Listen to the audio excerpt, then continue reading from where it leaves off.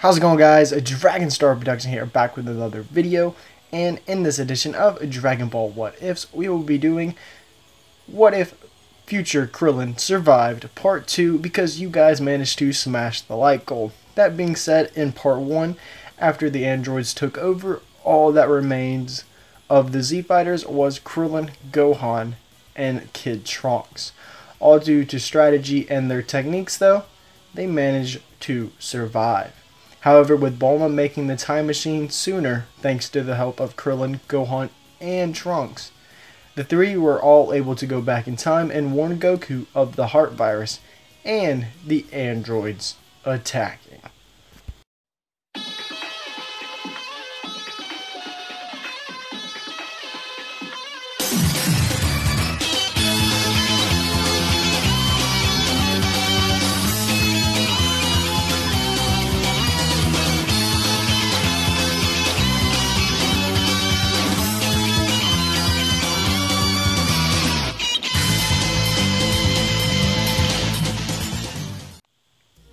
Like I mentioned before the intro, Krillin, Gohan, and Trunks are all heading back to the past. Krillin lands in the time machine in a more similar location than what Trunks did, so he lands right in the back of Capsule Corp. However, Krillin tells Trunks to stay down just in case he wasn't born yet, which in this case he wasn't. Luckily though, Gohan stayed back with Trunks so that Trunks wouldn't try to escape. Future Krillin then opens the door to Capsule Corp, and as soon as he walks in, Bulma instantly notices that this Krillin is very, very stressed.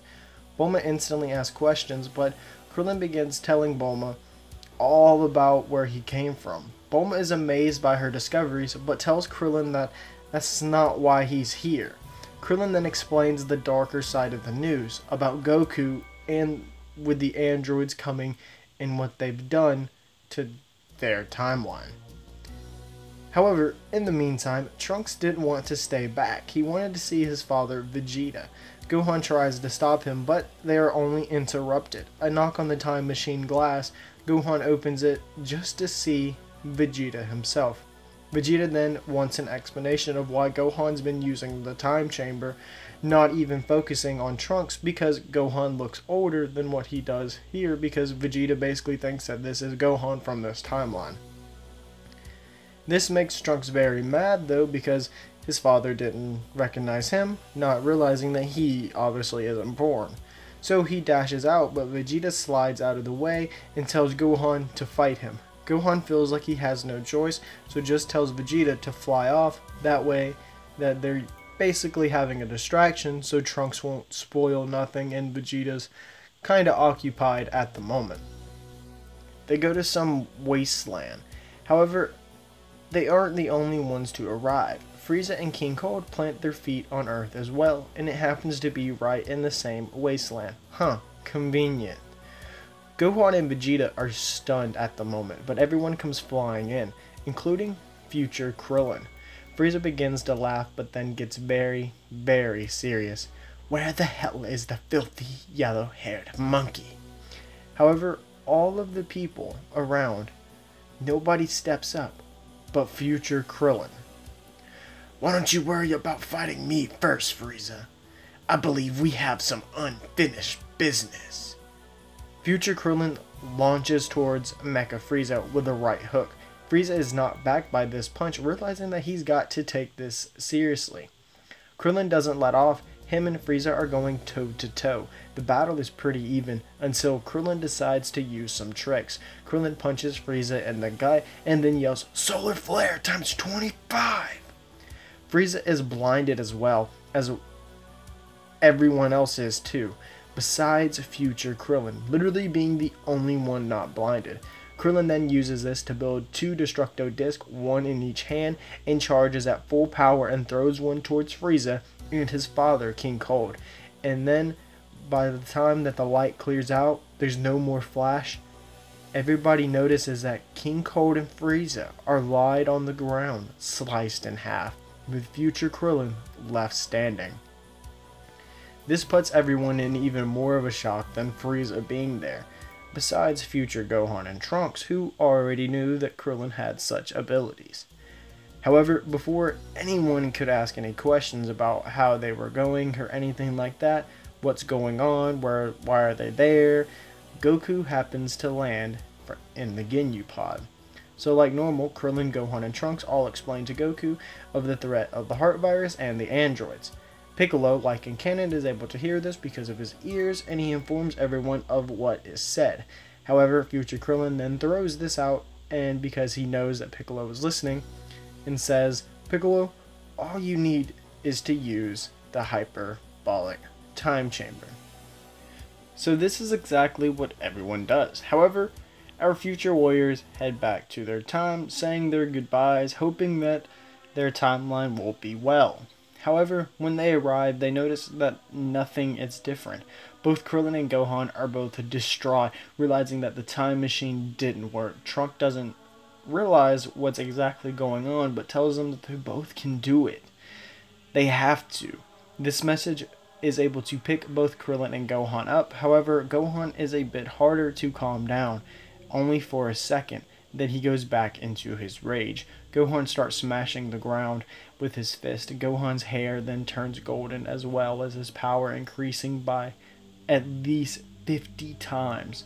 The bolt of light catches the eyes, though, of the androids. They go over to the light. Krillin tries to stop Gohan, but grabbing him, but Gohan just shakes him off. Krillin, it's time we actually stand up and fight. It's time we defeat these androids once and for all. The time machine doesn't work. We have to do it ourselves. Krillin isn't so sure, but he knows that he can't leave Gohan behind, so he's got to stand by him. The androids arrive, and when they do, Gohan then yells, 17! I'll fight you! Gohan, with no hesitation, dashes in at 17. 17 is quite shocked at the power increase from the boy. Gohan is actually finding openings in at 17. 17 isn't sure how Gohan has so much power, but between Super Saiyan and Gohan's rage, 17 was quite outmatched by himself.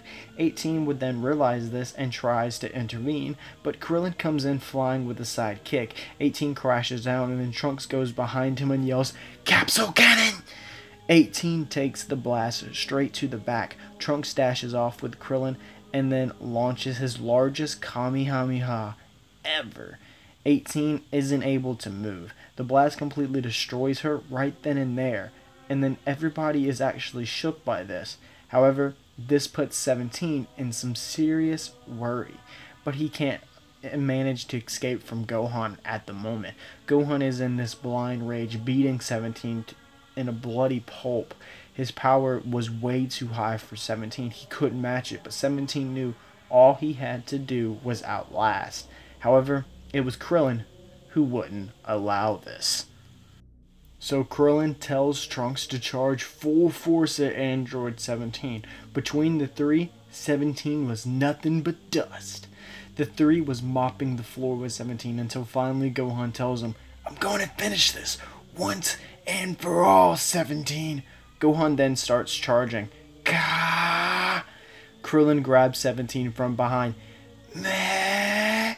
Trunks shoots off a rapid ki blast towards Krillin and Android 17. Ah!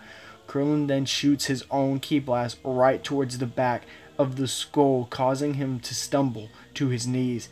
Meh! Krillin then rushes out of the way. Android 17 then serves the same fate as his sister 18. 17 was destroyed the exact same way as 18 with a Kamehameha. This causes the three to celebrate, then head to Bulma's to explain the good news about the defeat of the androids. All three continue training intensely while the Earth is rebuilt until the 3 years passed. So they decide to head back in time for the androids' arrival, in which, happened in the past, just to see how things go. Which, speaking of the past timeline, or the current timeline that we actually watch in the Cell Saga, let's discuss what they've been doing for the 3 years. Like I mentioned before, Krillin, he's informed everyone to use the time chamber before leaving and going back to the future. Although the Z fighters didn't use it every day, the fighters did take good advantage of this and did gain a very large boost from it. For starters, Goku trained with Gohan in the Time Chamber. Gohan was able to actually achieve Super Saiyan at an earlier rate, but only because Goku collapsed due to the heart virus, which caused Gohan to go kind of rage out, thinking that his father was dying. Vegeta then used this to do some catching up because Goku collapsed from the heart virus sooner, therefore he will be cured by the fight with the androids. However, Vegeta would then want to take Gohan in after hearing that he went Super Saiyan, and the two would actually show large growth after training together. Vegeta and Gohan actually find new grades of Super Saiyan, but only up to grade 2, but Vegeta is aware that Gohan has more in him, which pushes Vegeta even harder because he knows that he has to not only surpass Kakarot and stay surpassing him, but he also has to surpass his little runt of a kid. But now guys, let's go to more of the fun part, the humans. I'll start with present day Krillin, being that kind of surrounding him being this what if. Krillin, after seeing his future counterpart, he realizes that he's been slacking off entirely too much. Krillin then realizes that he has to get back into shape, so he goes to Master Roshi's to pick back up on his training. Krillin uses his time very, very wisely, and as suggested by OP Play God Goku, comment on the community post for this that had this reveal thumbnail, I decided to actually use one of your ideas, being Krillin learning the buff form from Master Roshi, while Tenshinhan and Yamcha trained the entire time at the lookout, as well as Piccolo. So basically everyone is going to be way, way stronger. But before the androids arrive, it's actually going to be enough for Gero to kind of get worried because he actually has the bots that senses everybody's power. So Dr. Gero isn't just going to bring 19 to the battlefield. Instead, he knows that he'll need a little more, so he brings 2 other androids with him, while leaving one in his basement lab to be finished processing. However, you guys, I'm so sad to close this video off like this because I'm not going into the detail of the androids, what the androids will be, who they will be, which ones they are, or anything like that. You will have to get this video to 120 likes to see what happens in part 3, and I promise you the end of the Android Cell Saga will be coming in part 3, possibly the Majin Buu Saga. That being said, you guys, I really hope you guys enjoyed this. Make sure you smash that like button, subscribe to the channel, turn on that bell notification to get any alerts when I upload. Make sure you join the Discord so that you can do fun game nights, join in rapid fire what ifs, other things like that, and follow the new Twitter because for some reason Twitter locked me out. I have no idea why, but they did, and I can't manage to get back in my other one.